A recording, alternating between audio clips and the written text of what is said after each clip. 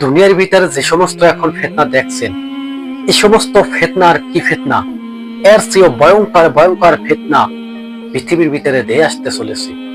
তবে ফিতনার সেই ফিতনা থেকে কিভাবে বাঁচবেন আর ফিতনা কিভাবে চিনতে পারবেন, নবী সাল্লাল্লাহু আলাইহি ওয়াসাল্লাম এই স্পষ্ট মানুষকে সতর্ক করছে। ফিতনা দেখতে কেমন, ফিতনা কি রূপে আসবে, মানুষকে কিভাবে আক্রমণ করবে, ফিতনার কাজ কি, ফিতনা কয় ধরনের রূপ ধারণ করতে পারে। দেখুন, আগের জমানায় যে ফিতনা ছিল, আগের জমানায় ফিতনা ছিল, কিন্তু এতটা ভয়াবহ ভাইরাসের মতো ফিতনা কিন্তু ছড়ায় নাই। এখন বর্তমানের যুগে যে ফিতনাগুলো মানুষের শুধু ঈমান নষ্ট করতে চাইতেছে। হ্যাঁ, ওরাই একমাত্র দজ্জালের অনুসারী হয়ে কাজ করছে। দজ্জালকে তো সাপোর্ট দিতে হবে, তাই না?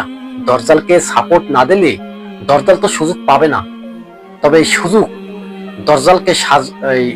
দজ্জালকে সহযোগিতা করছে এক শ্রেণীর নারী। আজকে জানি নারীদের আমার কথা ভালো লাগবে না, তাদের খারাপ মনে হবে, কিন্তু না, আমি কারো খারাপ উদ্দেশ্যের জন্য কথাগুলো বলতে চাই না, বলিও নাই। দেখুন, নবীজি সাল্লাল্লাহু আলাইহি ওয়াসাল্লাম যে সমস্ত ভবিষ্যৎবাণী করেছে, প্রত্যেকটা ভবিষ্যৎবাণী কিন্তু অহরে অহরে খেটে যাইতে আছে। তবে আরো ভয়ঙ্কর ফিতনা আসতে চলেছে। কি করবেন, কি করে চিনবেন ফিতনা? আসুন বিস্তারিত খুলে বলি।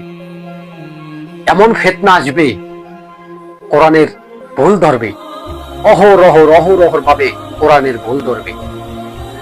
আলেমকে তাড়িয়ে দেওয়া হবে তার মাহফিল থেকে, আলেমকে মাহফিল করতে দেওয়া হবে না। এই রকমের ফিতনা ছড়িয়ে যাবে, মূর্খরা আলেমদের ভুল ধরবে।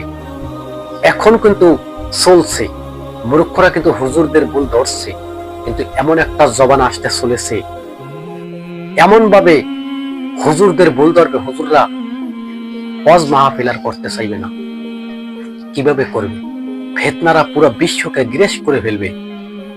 আর নারীরা গীবত গাবে, বেশিরভাগই মানুষ জাহান্নামে যাবে। কি কারণে জানেন? গীবত গাওয়ার কারণে। গীবত কিন্তু একটা মারাত্মক ধরনের একটা পাপ।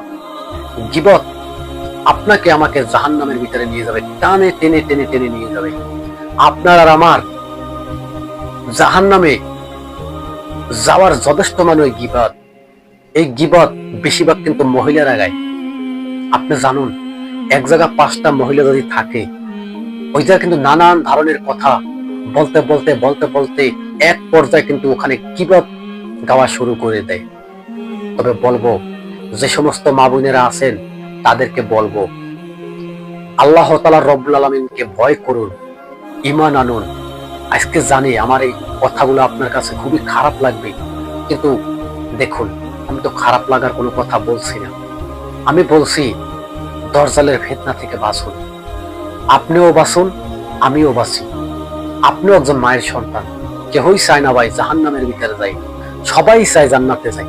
জান্নাত কে চায় না বলো? প্রত্যেকটা মানুষ জান্নাত চায়।